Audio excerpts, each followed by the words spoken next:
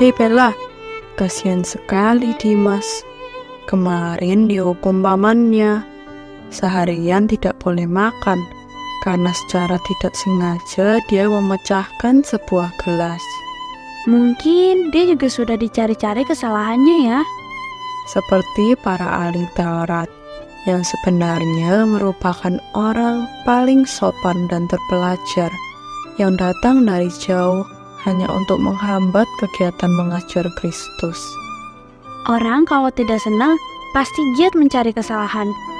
Tapi kali ini sebenarnya mereka berada dalam kesulitan. Kenapa?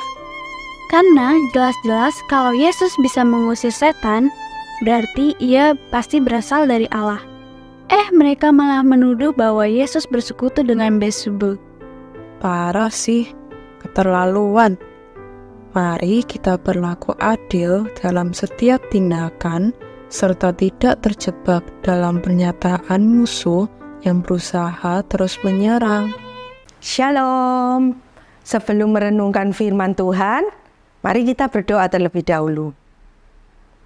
Allah Bapa yang bertahta di kerajaan surga, kembali kami hendak memohon pertolongan Tuhan, membukakan pikiran dan hati kami, dan membawa kami untuk semakin melihat kebesaran Tuhan dan cinta kasih Tuhan kepada kami.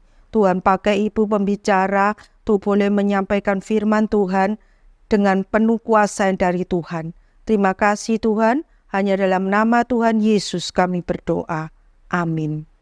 Tuhan Yesus melakukan pelayanan dan mujizat untuk menyatakan bahwa anugerah Allah yang membawa pembebasan kepada manusia yang berdosa itu sedang datang ke tengah dunia. Dan respon yang seharusnya dilakukan oleh manusia adalah percaya dan tunduk kepada anugerah tersebut. Meninggalkan kehidupan yang lama, juga termasuk ajaran-ajaran lama yang selama ini sudah diterima. Tetapi para ahli Taurat tidak melakukan hal ini. Mereka justru mengeraskan hati mereka. Para ahli Taurat ini juga menuduh bahwa Tuhan Yesus itu melakukan pelayanannya karena kerasukan Beelzebul.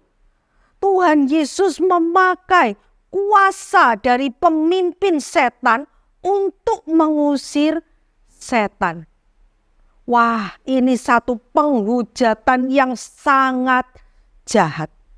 Para ahli Taurat ini sedang membangun opini di dalam masyarakat waktu itu bahwa pekerjaan Tuhan Yesus adalah pekerjaan iblis. Tuhan Yesus tidak meladeni hal ini dengan kemarahan, tetapi dia dengan sabar memberikan perumpamaan. Tuhan Yesus mengatakan demikian. Kalau engkau menganggap bahwa mujizat pengusiran setan itu adalah pekerjaan setan, itu artinya setan mengusir setan. Itu menunjukkan bahwa kerajaan setan itu sedang terpecah. Kalau kerajaan setan terpecah, artinya kerajaan setan tidak mungkin bisa bertahan lama. Sama seperti sebuah rumah tangga. Kalau rumah tangga itu terpecah, maka rumah tangga itu juga tidak bisa bertahan untuk waktu yang lama. Iblis itu tidak saling berperang. Iblis melawan iblis. Tidak seperti itu. Iblis bersatu untuk melawan Allah dan kerajaannya. Di dunia ini hanya ada dua prinsip, yaitu prinsip anugerah dan prinsip kejahatan.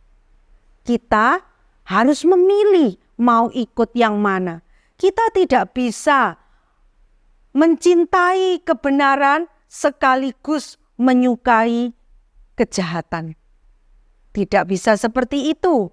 Dan tidak ada posisi netral dalam hal ini. Kita harus memilih. Tuhan Yesus datang untuk menghancurkan kuasa iblis. Dan hanya Tuhan Yesus yang bisa melakukan hal tersebut.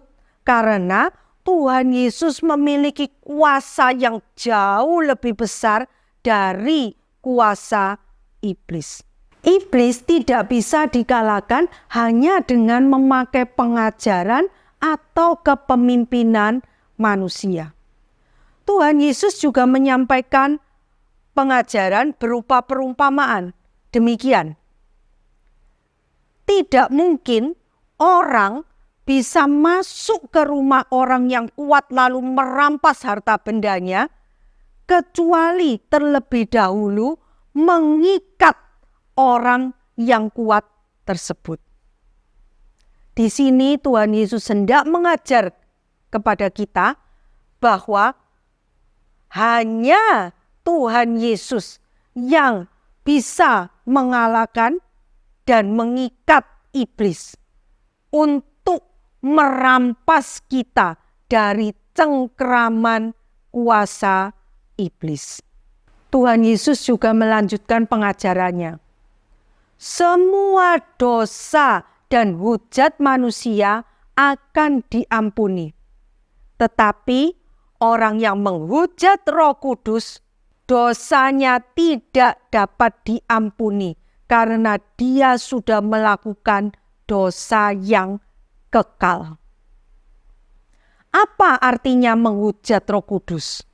Menghujat Roh Kudus artinya dengan sengaja melawan pekerjaan Roh Kudus, dengan sengaja menghina Roh Kudus. Para ahli Taurat menganggap Tuhan Yesus itu melakukan pekerjaannya dengan memakai kuasa iblis. Padahal Tuhan Yesus melakukan pekerjaannya karena dorongan Roh Kudus. Dengan kata lain, para ahli Taurat ini menganggap pekerjaan Roh Kudus itu sama dengan pekerjaan iblis. Ini adalah menghujat Roh Kudus. Anak-anak, pada zaman kita saat ini pun ada kemungkinan kita pun melakukan kesalahan yang sama. Kita bisa juga menghujat Roh Kudus. Kita menganggap pekerjaan Roh Kudus sebagai pekerjaan iblis, dan juga bisa jadi kita menganggap pekerjaan iblis adalah pekerjaan Roh Kudus. Lalu bagaimana caranya kita membedakan supaya kita tidak jatuh ke dalam dosa penghujatan terhadap Roh Kudus? Cara membedakannya itu sangat kelihatan, yaitu Roh Kudus tidak mungkin meninggikan dirinya sendiri. Dia selalu membawa manusia itu kepada Kristus. Dia akan mengingatkan manusia kepada perkataan-perkataan Kristus. Dia juga akan mengingatkan manusia akan dosa. Jadi anak-anak, mari kita terus waspada agar kita tidak jatuh ke dalam dosa menghujat Roh Kudus. Dosa yang tidak bisa diampuni. Dosa yang akan membawa kita kepada kebinasaan kekal. Mari kita berdoa. Allah Bapa yang bertahta di kerajaan surga, kami mengucap syukur ya Tuhan. Tuhan sekali lagi mengingatkan kami untuk terus waspada akan dosa menghujat Roh Kudus. Tuhan, tolonglah kami agar kami dapat terus peka mengenali pekerjaan Roh Kudus di tengah dunia ini, sehingga kami pun tidak melakukan penghujatan sama seperti yang dilakukan para ahli Taurat, tetapi kami justru dapat semakin tunduk kepada Tuhan, dan kami juga meninggalkan pola kehidupan lama kami, meninggalkan semua ajaran-ajaran yang salah yang sudah kami terima selama ini. Tolong kami terus ya Tuhan, hanya di dalam nama Tuhan Yesus kami berdoa. Amin.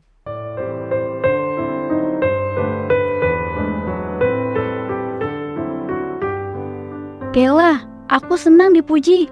Gak suka dapat teguran. Sakit rasanya hati ini.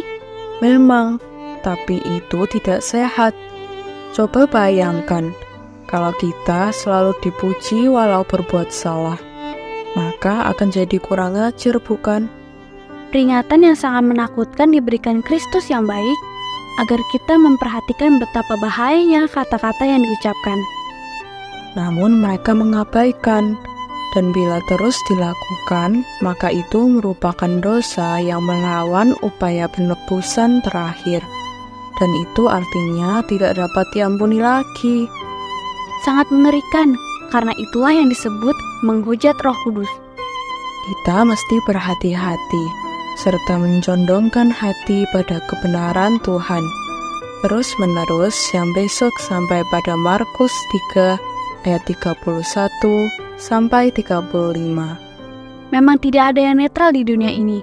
Tunduklah pada Kristus, karena kalau tidak, pasti hati kita tunduk pada sesuatu di luar Kristus.